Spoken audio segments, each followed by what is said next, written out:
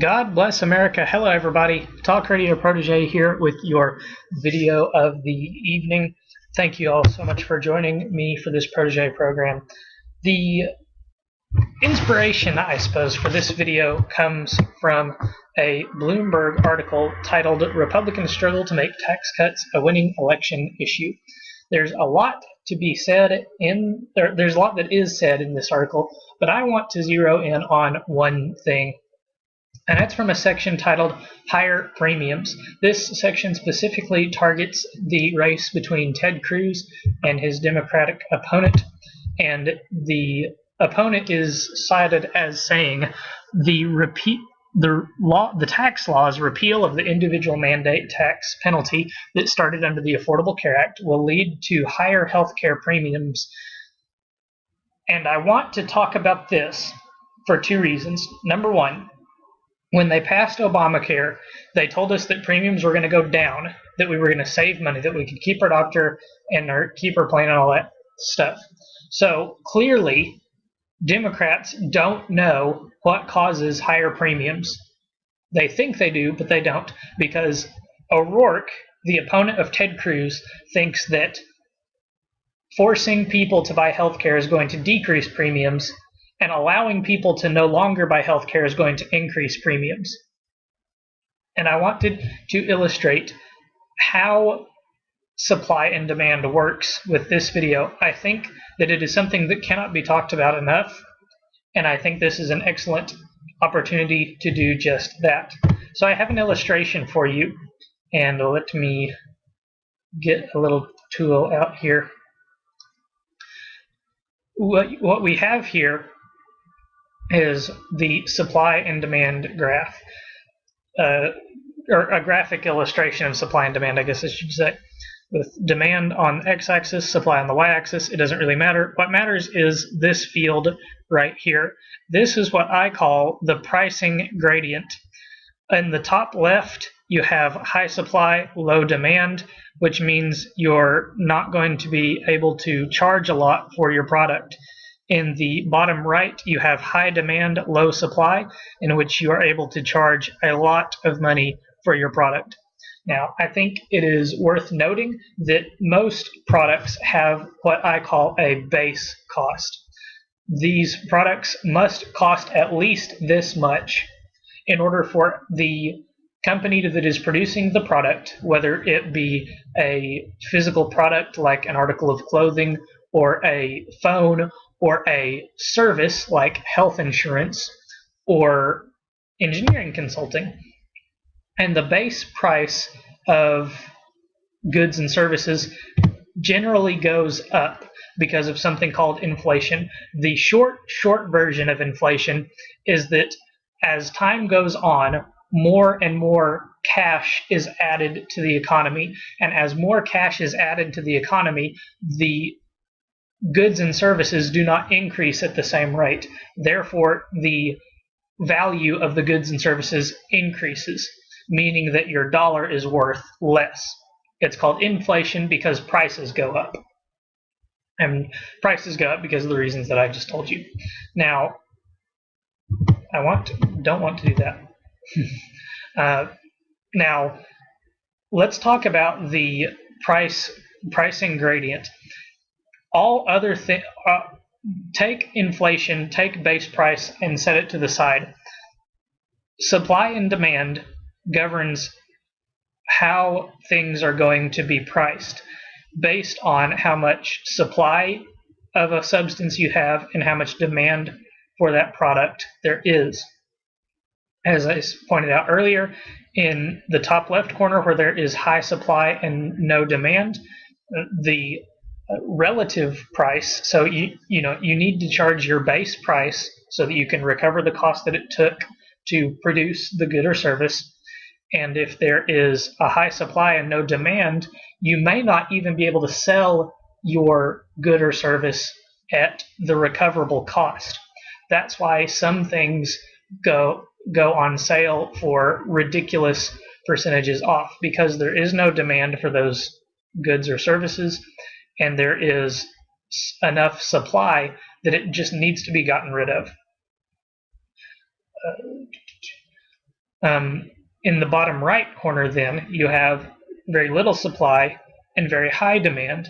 You can illustrate this portion of the graph with things like gold and silver and other products that are either very difficult to produce or impossible, even in some situations, to produce. Gold, real 24 karat gold, must be mined. That makes it very difficult to produce. We also believe that there is a limited quantity of gold, which means you cannot increase the supply by making more gold. The only gold that there is available is the gold that we have. This means that effectively supply is at a minimum, is at the lowest that it can be and still move product. But demand for gold, because it is a precious metal, because people use it in jewelry and it's considered a beautiful thing, because for reasons that have occurred way, way in the past, because our society places such value in gold, it is, it's down here in the corner where there's an incredible amount of demand for gold. Now, let's talk about healthcare. Not healthcare, health insurance, because it's very, very important to distinguish between the two. Health insurance used to be probably somewhere in, I would say, this neighborhood. There's a generally high demand for health insurance. There's a pretty good supply. I would say that supply for health insurance is effectively infinite, because I don't know of a single health insurance provider that takes on a limited number of enrollees. So effectively, supply for health insurance is infinite, and demand is pretty high because people don't like to pay out of pocket for their health care. Not insurance, the care.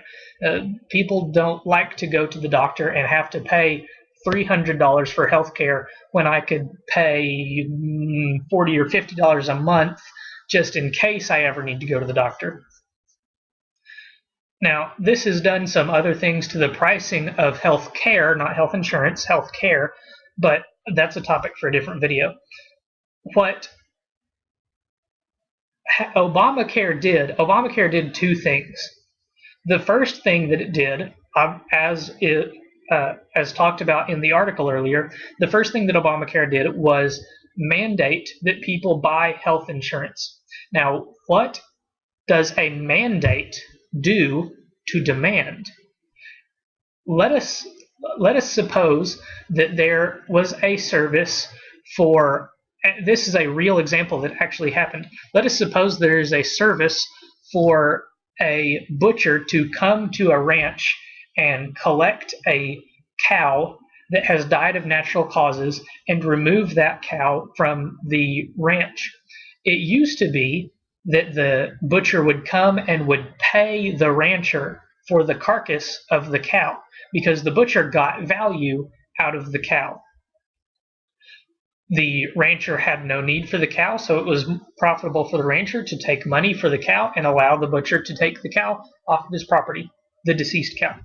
Now, eventually, somebody decided that it was a good thing. It was so good for the environment, probably, and for people, secondarily, that dead cattle be hauled off of ranchers' land, that there needed to be a law that mandated that all deceased cattle of natural causes be hauled from ranchers' land, and that it was incumbent upon the rancher to remove those cattle. Now, what did this do? Well, the first thing that it did was it increased demand to its highest point for the service of hauling dead cattle off of the land of ranchers. I didn't even think about this, but the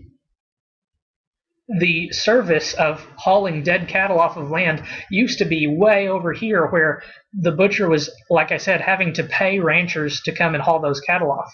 It was more profitable to buy a dead cow than it was to charge anybody to haul off dead cows.